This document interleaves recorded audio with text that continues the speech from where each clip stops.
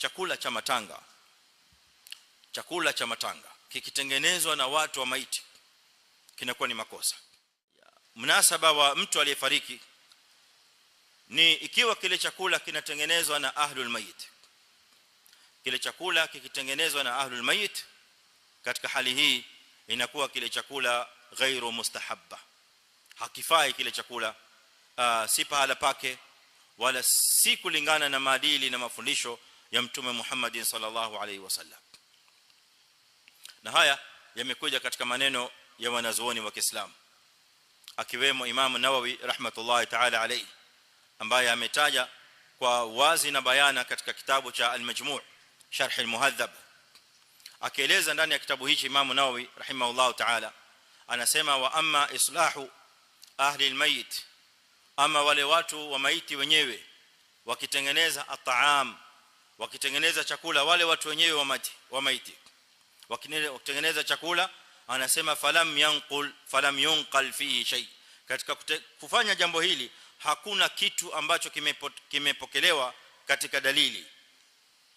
Hamna hoja au dalili au shahidi uliopokelewa ya kwamba ahlul mayit, watu wa maiti wenyewe ndio wanaotengeneza chakula na kualika watu kuja kula. Kwa hivyo anasema, watu wa maiti wakifanya hivyo inakuwa ni bid'a, inakuwa ni uzushi ghairu mustahabba, ni jambo ambalo halipendekezi. Haya ni maneno ya Imam Nawawi rahmatullahi ta'ala alayhi katika kitabu cha Al-Majmu'. Kwa hivyo kwa maana ya kwamba ikiwa walima utafanywa kwa munasaba wa mtu kufariki, lakini chakula kimetengenezwa na ahlul mayit, fayakunu hukmu hadhihi alwalima bid'a ghairu mustahabba. Chakula kile lao kitatengenezwa na watu wasiokuwa watu wa maiti, ahlul mayit, wakitengenezwa na jirani, kitatengenezwa na watu wa karibu, ndipo hali hii inakuwa kile chakula jaiza, kinafaa, na watu wanaruhusiwa kula katika chakula kama kile, inakuwa mustahabba, bali ni sunna ya Mtume sallallahu alaihi wasallam, kama alivyobainisha Imam Shafi'i rahmatullahi ta'ala alayhi. Anasema fa inna dhalika sunna, kwa matamshi yake anasema fi'li hiyo ndio sunna ya Mtume sallallahu alaihi wasallam, wa fi'lu ahli alkhair qablana, na ni tendo la watu wema waliopita kabla yetu.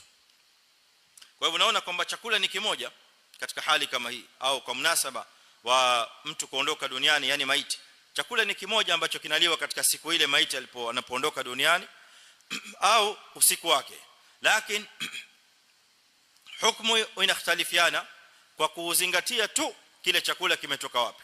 Ikiwa kimetoka kwa watu wasiokuwa wa maiti, hukumu yake mbali, na ikiwa kimetokana na wale watu wenye msiba wenyewe, hapa ndio inakuwa kile chakula inaingia katika hukumu ya bid'a, hukumu ya ghairu mustahab chakula kile. Wala wale wanaokula kadhalika pia hukumu hii inakuwa yote ni moja kwao, wanakula chakula ambacho asili yake ni uzushi na asili yake ni ghairu mustahabba.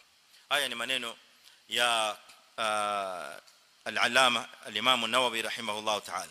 Kisha wanazuoni wakatoa hoja juu ya maneno haya, kama ile hadithi ya Abdullah ibn Jarir al-Bajali radiyallahu anhu inda Ibn Majah wa ghairi wa isnad sahih, anna nabiy sallallahu alayhi anna Abdullah radiyallahu anhu قال كنا نعد اجتماع الناس عند اهل الميت وصنيعه الطعام يوم دفنه من النياحه.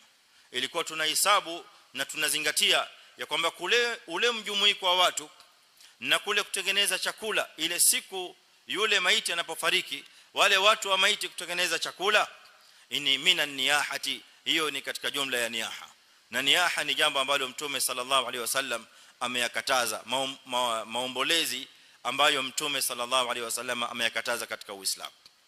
Kwa hivyo tukimaliza nukta hii ikhwani, tunatoka na mukhtasari ya kwamba chakula cha